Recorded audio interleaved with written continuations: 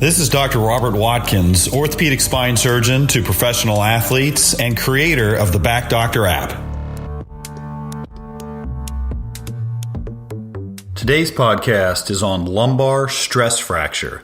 Now, stress fractures can happen anywhere in the spine, anywhere in the body, especially in growing adolescents, but typically they happen in the lumbar spine in your low back. And a stress fracture is basically a reaction from overloading of the bone. So as the bone is developing, especially in a teenager or early 20-year-old person, and they're doing this repetitive loading, it can cause micro cracks in the bone, which are a stress fracture. It's also called a stress reaction. Sometimes there'll be a reaction in the bone from this constant loading and micro fractures that doesn't actually show up as a fracture on a CT scan or on an X-ray. You don't actually see a crack in the bone, but you do see a reaction, especially on a bone scan. It checks metabolic activity. You can see a reaction in the bone, which means there's excessive loading going on. So it's a stress reaction. It still hurts. It feels the same as a stress fracture. We treat it the same. So it can be a stress reaction, a stress fracture. A spondylolysis is another term, which in Latin, spondi means spine, lysis means crack. So it means a crack in the spine. Anytime it's in a Latin term, you know it's been around a long time and people have dealt with it for a long time.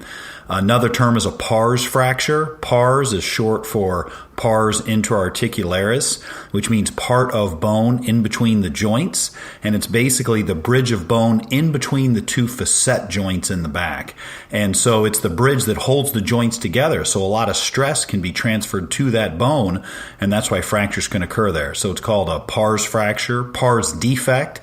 If there's a gap in the bone from the fracture, it's a pars defect. So all these terms, spondylolysis, stress fracture, stress reaction, pars defect, they're all the same thing. They're basically a crack in the bone in usually an adolescent from repetitive sports activities, and they hurt. They'll usually cause pain right in the spot. People point right to their lower back. You feel the bump just to the side of your spine. We call it the PSIS, posterior superior iliac spine. Other people sometimes think it's your SI joint because it's in that area, but it hurts right to the side, either the right or the left, and it usually comes on acutely, which means right away you're doing some activity and you're running, you're jumping, you're loading it, you're weightlifting.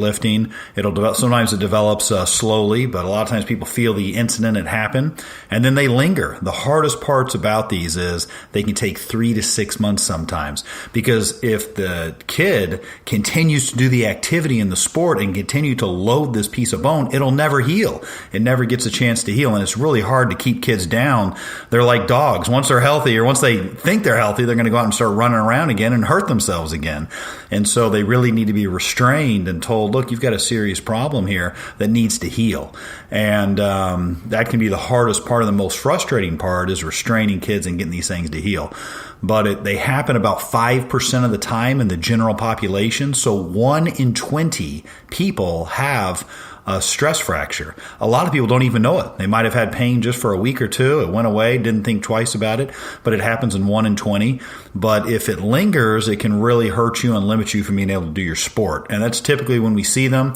We see a lot of athletes from all over the country, but especially the whole Los Angeles area, of every sport, every age, from junior high, high school, college, pros. Stress fractures happen in anybody generally from age 14 to 30, where they can be symptomatic. Sometimes they show up later in life, but generally we pick them up when somebody's in a sport and they're having pain, so they get referred to us. Occasionally, the pain can be on one side and then it can go away because that stress reaction can heal, and then it can switch to the other side because the other side gets loaded, and then the pain can come on from that. When we examine somebody, the main thing we look for is, do they have pain with extension? So when you lean back, you load that stress fracture more, it tends to hurt more. And a single leg extension, which means stand on one foot and lean back, loads that side more, which can really provoke the pain. And that's pretty typical for a stress fracture, and that's when the pain will come on. As compared to if you flex forward or sit down and flex forward, you're loading the disc more, and typically that'll bring on more disc pain. That's not very clear cut because they both can present differently, but that's one of the things we look for on the exam. We obviously do a neurologic exam, make sure their strength and sensation are intact, make sure they don't have any nerve irritability. Sometimes these stress fractures can irritate the nerve that comes out. The most common area where the stress fracture happens is at L5, the lumbar 5 vertebra, which is the lowest vertebra, and it's because it's a transition area. Your pelvis and your sacrum is fixed, and so the first mobile segment is L5S1. It's that disc and those facet joints, and so a lot of the stress can get transferred to the L5 pars interarticularis, and that's where they typically happen. But they can happen anywhere. We've seen multiple ones. We've seen them at L5, L4, L3 in the same person.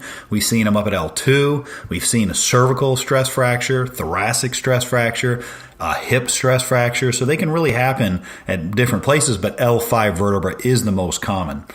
Now, typically these will heal. The fracture will heal either with bony union, where bone grows across the fracture. Just like if you break your arm and there's a gap in the bone, then you immobilize it and then it heals. You stop the motion.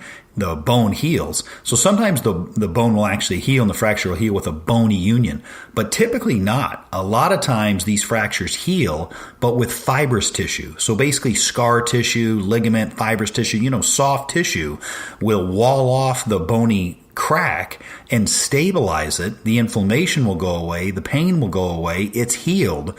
But if you get a CT scan or an x-ray, you can still see the crack. So it's not a bony union. It's a fibrous union. It's a soft tissue union, but effectively it's no longer painful and it's healed. And therefore people can go back to their sports and go back to their life. One of the risks is, because of this crack in the back, is it can put more stress on the disc, and or the disc can degenerate and develop problems down the road. And if the disc starts to develop problems, that's when the whole segment becomes more painful, because the disc is really, 80% of the stress goes through the disc. So the disc is the real key biomechanical and biologic factor. If that disc is healthy and it's keeping the L5 and the S1 bones properly aligned and it's seeing on the stress, well, then the crack in the back may heal or become asymptomatic. But if the disc starts to develop problems, then L5 bone, the vertebra, can slip forward on S1. And we call that a spondylolisthesis. So remember, a spondylolysis, spondy means spine, and lysis, the second part, means crack. So it's a crack of the spine. Well, a spondylolisthesis means slip. So now you have a slip of the spine, and that's because the disc isn't really doing its job, and it's not holding the L5 and the S1 vertebra aligned. And just because of gravity, L5 and your whole torso is going to slide forward on S1 because it's sloped. It's sloped downwards, and so it'll slide forward. So L5 can slide forward. That's a spondylolisthesis. That usually doesn't happen, but it can. People who are at most at risk for that happening are people who get the crack before puberty. And because when you go through your growth spurt at puberty is when the slips can progress, and that's when they need to be watched closely with x-rays and a proper physical exam. So what we look for on x-rays is we look to see, is there slippage? Sometimes you can see these cracks on x-rays, but not typically. Even the oblique x-rays where you take them from an angle, we actually usually don't even order those because they're so notoriously bad at picking up the cracks, because there's three-dimensionals of bone. The bone goes all the way across, and so you really need a two-dimensional picture to pick up the crack, and that's where a CT scan is the most helpful. A CT scan shows three-dimensional slices, thin cuts through the bone, and you can see if there's a crack or not. But the CT scan doesn't tell us, is it a new crack or is it an old crack? It just tells us, is there a crack or not? Sometimes we can see some bony growth around it, which can tell us if it's been there a while, if it's fresh. But the best test to know, is the crack fresh and is it really active and a potential source of pain, is a bone scan. And a bone scan, basically they inject a radionucleotide through an IV. It's just a simple IV, and it goes through the system. It takes about 3 hours. And then this radionucleotide marks osteoblast. And osteoblasts are bone-making cells. So if you have a crack in the body or any area of stress where your body is laying down new bone to try and heal it. That's where the osteoblasts will be. That's where the bone making activity will be, and it'll light up hot on this bone scan. And specifically, we do a lumbar spect, which means fine cuts through that lumbar area, because on a whole body bone scan, where you're getting a bone scan of the whole body, sometimes you don't see it. It can be a subtle crack. So thin cuts through the lumbar spine can really pick up these stress fractures and the metabolic activity. And that gives us an idea as to, is it active? If it lights up hot, well, then we know the body's still trying to heal it. If it's cold, it doesn't really light up, well, then it may not be the source of the pain, and probably is not the source of the pain because there's no more stress occurring at that area. So the bone scan is an invaluable test. There is some radiation with the bone scan. We obviously are concerned about that in any person, but especially in a growing child. But a bone scan is a very low dose, and so it's typically worth it with the CT scan, which also has some radiation, in order to make the proper diagnosis and to really be able to give a prognosis as to, is this active? What stage of healing is it in? What's the chance it's going to heal? How long are you probably going to be out of your sport? And it also gives us a baseline. If you're still having pain a year later, we can get another test and see, has it changed at all? And so the other test that typically is done is an MRI. And the great thing about the MRI is there's no radiation. It's non-invasive. An MRI is a miracle. It's a magnet that goes around your body really fast and tells us water gradients and water densities through the body, effectively giving us a three-dimensional picture inside your body, which is really, we take it for granted these days, but it's still an amazing test. And on an MRI, we can see sometimes some inflammation and edema in the pars, and that can be indicative of a crack, but it's not as good. MRIs are best for soft tissue. The CT scan and the bone scan are best for bone. And typically a stress fracture is a crack in the bone, and that's why the other tests are better. But the MRI is no radiation. It's fast. It's non-invasive. And so it's reasonable to get and to start with, and sometimes we can see it on that. And the MRI also shows us the quality of the disc. We can see how healthy is the disc. Again, if the disc is really healthy, the L5S1 disc is really healthy, then it's less likely this person's going to need surgery, or it's really going to be an issue because the disc is taking all the stress. So typically the crack can heal either with bone or with fibrous tissue, and the pain will go away as long as the disc stays healthy. So we've made our diagnosis. Now, as far as treatment goes, the hardest part, like I said, is you have to stop whatever activity provokes pain. And typically it's axial loading. So any pounding, any loading of the torso, your upper body, onto your legs and onto your pelvis is going to load that stress fracture and continue the microfractures and not let it heal. So number one thing is you got to stop your sport. And that's hard for young kids to do. I mean, we see so many people who are going to be the next superstar, and everybody's told them they're the number one pick and all this kind of stuff. And the idea of taking 3 to 6 months off of their sport, just kills them. And understandably so. That's their whole future. It's everything they're invested in.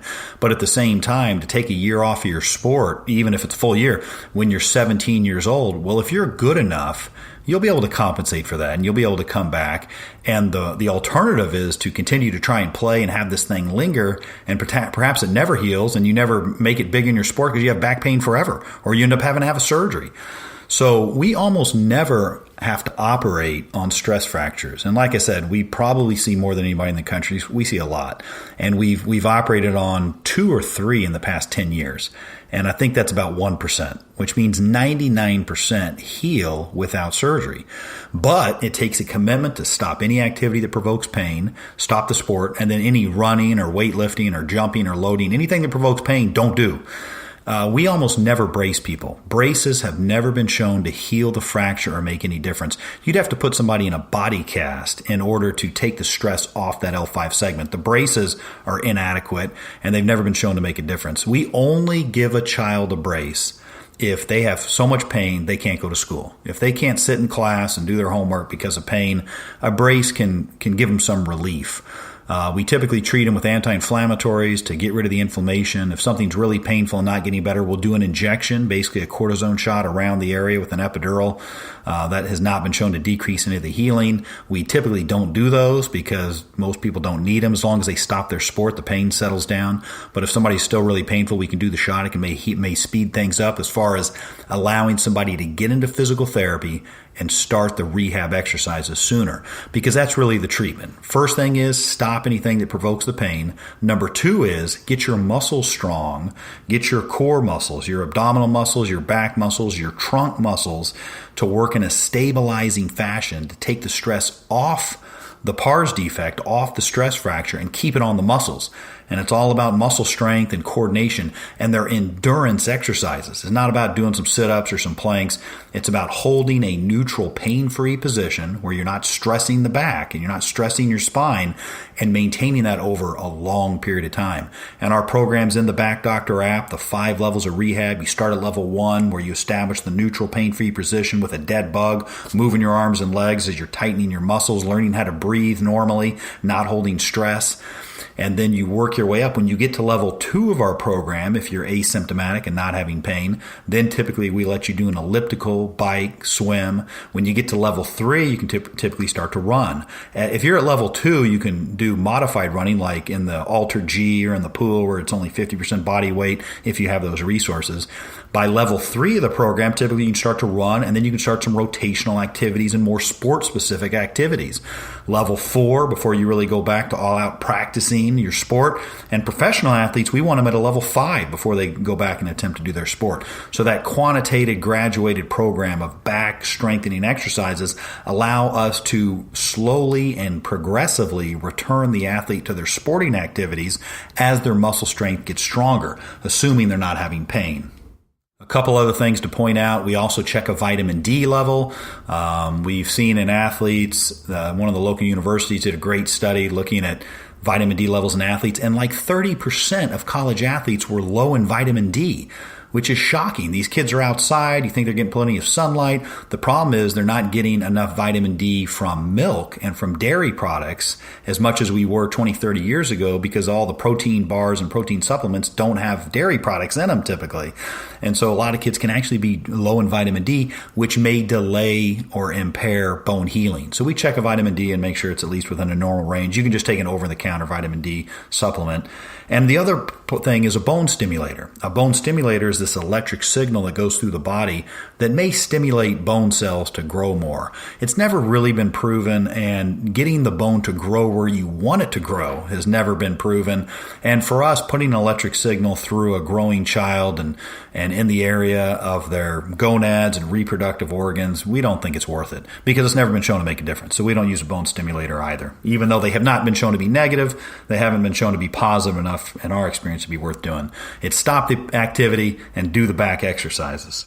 But they can be frustrating. Sometimes it's 3 to 6 months, and sometimes you get a flare-up. Somebody may be doing well for 3 to 4 months, and they get a flare-up of pain. The fracture's not quite healed yet. The hardest part is, the human body's still developing. These remarkable changes that go through in the human physiology to go from a child to an adult. Sometimes your body's growing rapidly, and, the insanity of doing the same sport over and over and over and over again, sometimes the body just can't handle it. It's not ready. It needs to mature. It needs to get stronger before it can handle that. And that doesn't really fit into our agenda and our society these days, especially when you go make $5-10 million playing a sport. How does that fit into the equation? And so these can be really tough, very difficult. Everybody wants to get back to their sport. And that's obviously our goal, is to get the person back to their sport as soon as possible. But the bottom line is sometimes people even need up to a year to heal. And that's just what the human body tells us sometimes, is it needs more time.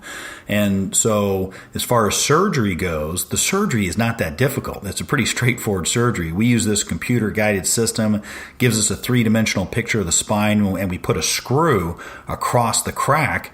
It's actually pretty easy. But like I said, we almost never have to do it, so we don't really do it just because you don't really need to. And the difficult part about the surgery is people who have the surgery earlier are typically going to do better. So if you have a fresh crack and it's still inflamed and all the body's trying to heal it and all the proteins and cells are there trying to heal this fracture early in the first 3 to 6 months of the injury, well, if you put a screw across it then, it's most likely to heal because the reaction's still going on. But most fractures are going to heal without surgery. So we don't want to operate on most, but if you're going to operate, you want to operate early. And that's probably the hardest part about these. We err on the side of, if you can avoid having surgery, which most people can, we just don't do it. We really try hard to treat them non-operatively. But occasionally, if somebody needs the surgery, it's a very safe surgery, can be done effectively. One of the big keys is making sure the disc is healthy. If the disc shows pathology or potentially is a source of pain or has any instability, well, then you need to do a fusion, which means get rid of the disc and get bone to grow across the disc space so that L5 and S1 literally grow together. And that's a very straightforward surgery we do a lot of as well, but you stop the motion of the L5-S1 segment, which can put more stress on the level above, and it can be hard to make it back to your sport after that surgery, and just for the rest of your life, it's a potential you can have pain and issues. However, there are professional athletes that have had fusions as teenagers for a spondylolisthesis who then have been able to make it back to their sport and had successful all-pro careers and made a lot of money after a fusion. But typically the fusions in athletes are done when they're a teenager and they still have a year to recover from the surgery and get all their neuromuscular control back and do all the rehab, and they still have time to make it back to their sport.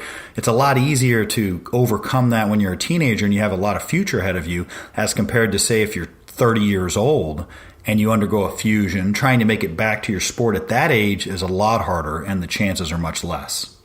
So in summary, stress fractures are very common. They happen 1 in 20 athletes. The good news is they typically heal without surgery. The hard news is sometimes they take 3 to 6 months, sometimes even up to a year. And you got to stop the activity, you got to stop the sport, and you got to be committed to doing the exercise program. The kid has to buy in. The kid's got to know the level they're doing. And that's why I love our app, is because they can have it on their phone. And when the kid comes into me in the office, I say, what level are you doing? If they look at their parent and ask for the answer from them, I know that we got a problem. I want the kid to look me in the eyes and say, I'm at level 3.4. And I'll say, okay, that means you can run. You can start to swing a bat. You can start to throw the ball. And so they really got to buy in. But if they stay committed to doing the exercises, keeping those muscles strong, they can safely go back to their sport and have a wonderful career and a successful, pain-free life. Thank you very much.